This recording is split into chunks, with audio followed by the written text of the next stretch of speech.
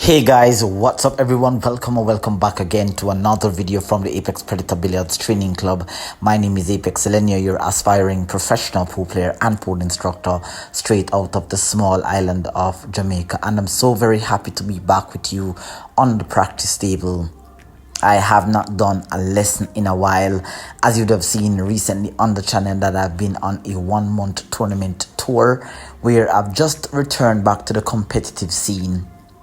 And upon my return, I find that I garnered quite a bit of consistent result. Of course, in the last 4 tournaments that I entered, I placed 7th twice. I went to the finals once, and I was able to defeat an opponent that would have been a monkey on my back for many years over my career, Jordan Homan, where in fact I dropped out in that tournament on the loser side in the second round.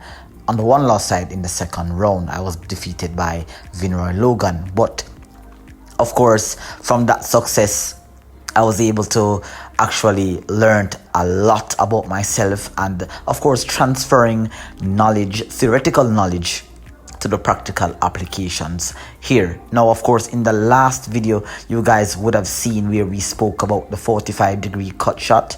And so, of course, I'm going to be, by extension here, showing you another variation where we're using that sighting technique used by the pros to pot difficult pots like what you're going to be seeing displayed here on screen. Now, I do have some gadgets that I have here on my training session here. I have a ball marker, reinforcement labels that you can get actually anywhere in a convenience store.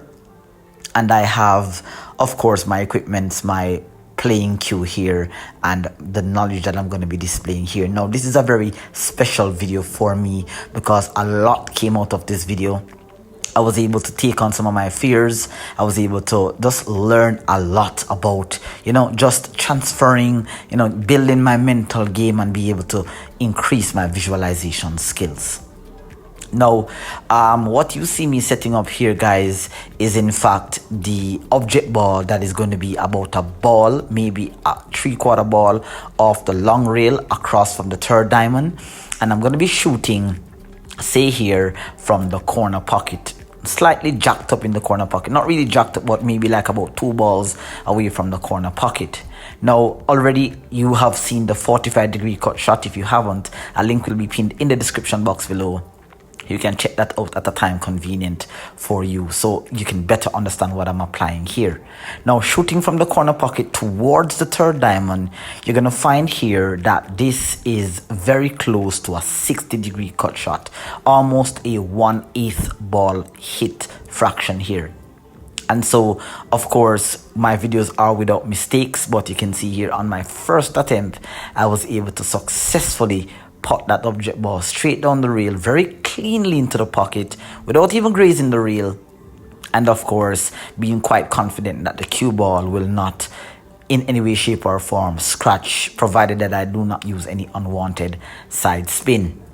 Now, this shot is it's a low percentage shot, but there are going to be circumstances where you have to in fact make shots like these, especially in high tense situations. So it's not a case where I'm saying to you that you have to practice this. You want to get a feel for it. Now, here on my second attempt, I'm transferring to the other side of the table, because as a player, you have to be able to transfer the shot picture on both sides of your brain.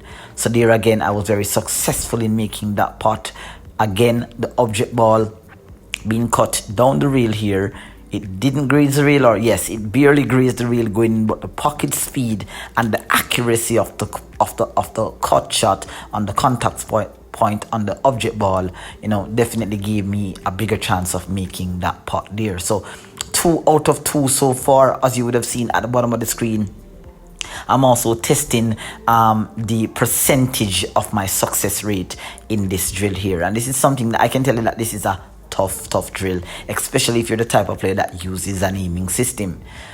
Now here I'm going back to the other side of the table, and this is what I'm going to be doing. I'm going to be alternating the sides to which I'm making the pots. This is really giving me a chance to build up and get familiar with the shot picture there. Very well executed there. Again, potting the object ball down the rail. This time it barely grazed the rail going in, and you can see consistently that the cue ball is bouncing side rail, and coming back approximately in the same position that it always does here. Now, of course, when you're doing practice, you're not going to always be successful. As much as how I would love for this video to be flawless, I love the authenticity of this video, because of course you guys are going to be able to see where I have two different stages in this drill where I had a lapse in concentration. Now have a look at this shot here. Now the object ball is a little bit closer to the rail, and that is what I did not account for. Let's have a look at how badly I missed the shot. It's very close to the rail, and I was using the 1/8 ball hit, but what I didn't realize, and it's just upon editing this video, I didn't realize that the object ball was not off the rail. Now notice here that I just made the adjustment now, and now I'm about maybe like a quarter ball off the rail. I would have more likely to be a 3/4 ball off the rail. Can see, therefore I'm making the adjustment now. So I'm like about a half ball off the rail now, and let us see if there's any difference. Remember that I'm using a 1/8 ball hit fraction on the object ball here in order to make this pot. Now I'm having a slight lapse in concentration. Yes, I was able to make that pot, but let's have a look at how it entered into the pocket here. It kind of grazed the rail going in, and then it went into the face of the pocket, and I was successful in making that pot. So it's very important that not only are you able to visualize this sort of cut angle or this sort of shot picture, but you have to understand that the proximity of the object ball to the rail, half ball or say a 3/4 ball, it makes it an easier pot. The closer it is to the rail, it is the more likely you are to cut this ball thinner. Now here's my first lapse in concentration, and I'm going to be sharing something that a lot of players do not really talk about. Now if you've been playing pool for a while, let's have a look at the replay here, how I missed that shot. I overcut the ball towards the short rail, more likely trying to enter into the face of the pocket, but I definitely, it's almost near impossible for you to even think that you can overcut a shot like that. But let me just share with you a little bit of a science that I pick up. Now if you've been playing pool for a while, you know that the winning balls in pool is in fact the 10 ball, the 9 ball, and the 8 ball. And a lot of the times when you guys are playing, especially when you have tough pots like these, is that a lot of the times subconsciously or no, consciously you begin to tell yourself that I'm on the 8. Now in this practice session, I was consciously aware that I was potting the 8, which I kind of think is what contributed towards this inconsistency in the pot. I wasn't able to make the pot cleanly, even though mentally I told myself I was aiming at a 1/8 ball hit fraction. I knew I had very good delivery of the cue. You can take a look at the replays, or you can have a look at this next miss here. Everything was in line. I placed the ball in the corner pocket here. I went through my pre-shot routine, feeling the speed of the stroke. My hands, my elbow are all at a 90 degree, my head is down, there's no body movement, I'm eyeing up the shot, and that is how I was able to successfully make the spot. Now the science behind this is that a lot of the times, guys, when you are potting the 8 ball, the 9 ball, or the 10 ball, you have to treat it like a regular ball that is on the table, because if you start to think about it, think about the color of the ball, it then increases the difficulty of the pot, especially under pressure situations. So that would have been the first time in this video that you would have seen where I had a slight lapse in concentration, but I was happy to get that 8 ball down just for the purpose of the video. So I'm just gonna get on with business here and move on to a next and going on to the next side here. Now, as I said, guys, this is a tough drill. This is not something that we talk about a lot, but it does come up, and a lot of the times players go after the shot without any form of technical approach towards it. Once you have a technical approach, then you're going to find that you get consistent result. Obviously, you're going to have that in certain situations. Notice there where that object ball didn't even made it past the side pocket. So this is a slight lapse in concentration in terms of where I'm aiming. A lot of the times when you're using the sighting method that I'm sharing with you here, it's not even, it's somewhat of an aiming system because I'm using a fraction of the object ball that I'm aiming at. But I feel like what I'm doing here is that I'm getting my eyes, my body, getting used to the shot picture. It's a very thin cut, and when you get down on the shot, you have to have a feel of how the cue ball is entering towards the object ball. You've got to feel this part here. Now, let me see if I can go for another attempt here. Again, much better delivery here. Let's have a look at the replay. It's a 1-8 ball hit, sliding down the rail. It did graze the rail going in, but the good thing about it is that the speed of the shot and the accuracy of the putt is what allowed that ball to enter. And of course, the speed of the shot has a lot to do with your success rate, because at pocket speed, the pocket is more likely to accept the ball entering into the pocket there. So pretty good results so far, apart from those 2 miss on the 8 ball and the earlier miss. I'm doing pretty well in this drill, but it's not going to be without mistakes, guys, because of course you're going to have circumstances where these shots come up and you're going to miss the shot, for example, like that. Now, if you got down on a shot and you ask a player, is it possible to overcut the shot or to miss the shot the way that I just did? Most persons would say probably not. Or it would have to be a case where you missed the shot so badly. Now, for most of the missed shots that you are going to see in this video, I won't give you a justification for why I miss. Obviously, it is simply because my aiming is slightly off. Sometimes my timing of the shot is really off. Sometimes I do go against my pre-shot routine.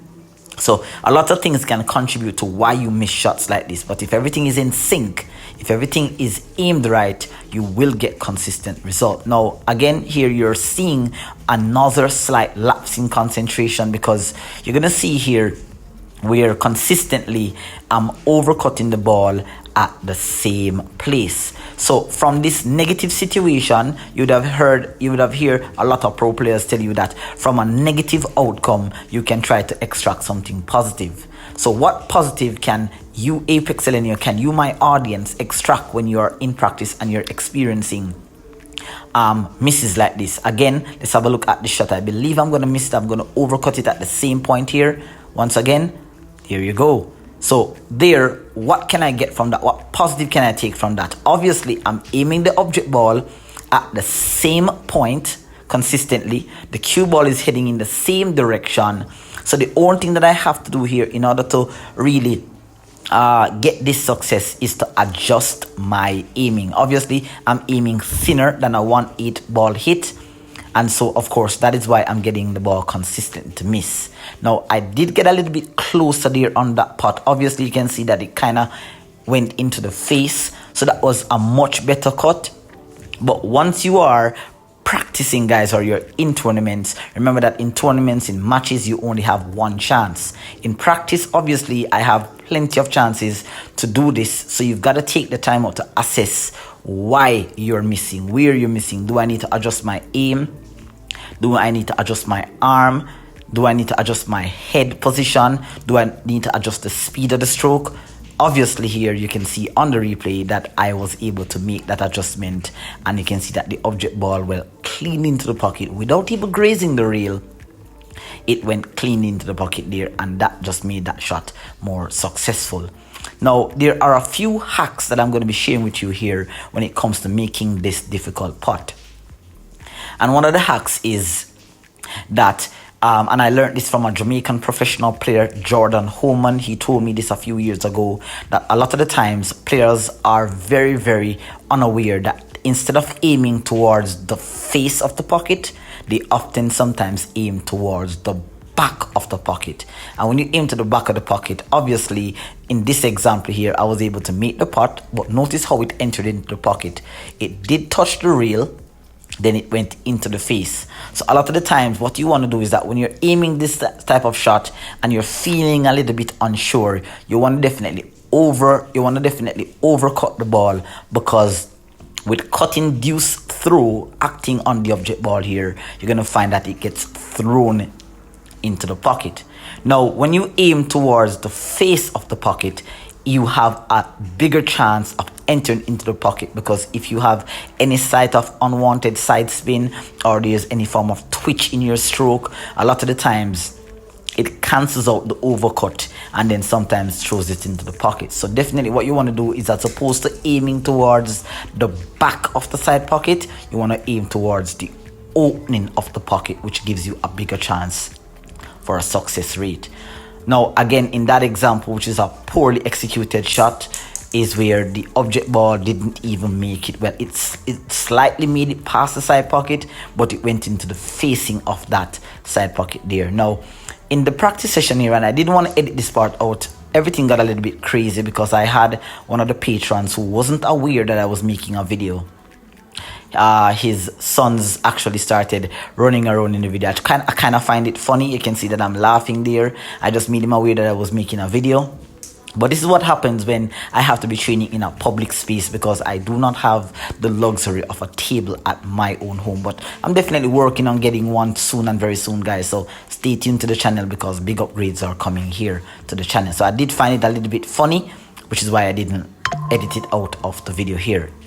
Now, back to the practice, of course, I could definitely come here and justify that missing that shot was as a result of that distraction, but it wasn't. In fact, again, as I say to you, taking accountability is important for your growth, because I wasn't distracted. I was very well aware. I got back into stroke, and of course, I pretty much just misaimed that shot again for the second time. So again, you're gonna see here where I experienced a brief moment of concentration lapse, and I started to undercut the object ball.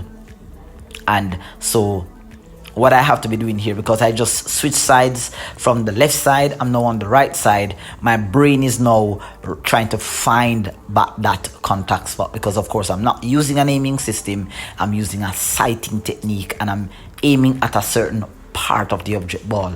Now, this is why training is important, because you have to train your brain that when you get down on the shot, you're going to find that when you get down, you can get that go signal. If you don't get that go signal, you know that you're a little bit off. Now, there is an example where the object ball went into the face of the pocket as opposed to heading towards the back of the pocket, and you can see that it barely got down. It wiped its feet going in.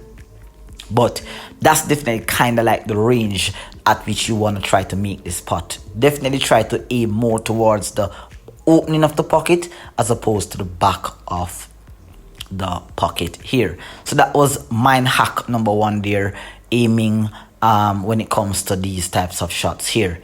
Now, as I mentioned earlier, the authenticity of my video is where I love when you guys actually see that I'm actually able to miss.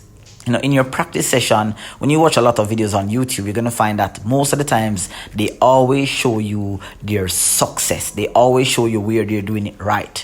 But I love when you guys understand that during training, you have to be able to experience your failures. You have to be able to, face them. It's not a shot that I like to play. It's not a shot that if I see in a tournament, I'm going to be happy to say, hey, this is an easy putt. It's not easy. It's very, very difficult. And especially when you add a layer of pressure to the situation, it makes the putt even more difficult. But of course, I'm happy that I'm able to share this moment with you here. Now, let's have a look at this putt here. Again, 2 unsuccessful putts there, aiming at the same position. Again, I'm very consistent at where I'm hitting the object ball, because twice you can see that I missed the shot without the ball passing the side pocket. So there I'm consistent. So my stroke is right. I stayed down. I went through my pre-shot routine. I felt the speed of the stroke. You can see I'm moving my cue shaft through my fingers. I got down. I'm very steady, so everything is intact. But of course, I'm missing the putt simply because there needs to be an adjustment in terms of my aiming. Now, of course, I made the adjustment to my aiming, but it was not to my advantage, because then I moved from undercutting the ball to now severely overcutting the ball. Now, a lot of you guys might think that there may have been some unwanted side spin applied to the object ball near apex, but no, in fact, there was no side spin applied, because if you notice where the cue ball went on all of those 3 misses moments ago, you realize that the cue ball kept going across the side rail and it stayed below the side pocket. So evidently, then you can find that there is in fact a inconsistency in terms of the fraction of the ball that I'm aiming at. Now, of course, the more you miss the same shot is the better it is that you're increasing your percentage to be successful. Obviously, it's affecting my overall success rate for this video, but it's definitely teaching me something, that when I get down on this shot, I will be able to feel the angle. I know exactly where I need to aim. And as you see me been talking about in the video here, you hear me constantly being referring to a 1-8 ball hit there. Very successful on that one. Of course, it did wipe its feet going in. Notice here that I did cut at the 9. It went towards the long rail, back out, and then went towards the facing. Now, it's very important here that you understand the concept, because what is occurring here is that cutting deuce through is taking control in this particular video here. Now, you can see that I placed 10 ball on the table, and now I'm at the last one. Finally, my percentage rate isn't looking too good, but it isn't looking too bad, because it is in fact a difficult. If you're getting a percentage success like this in your practice session, consider yourself doing well here.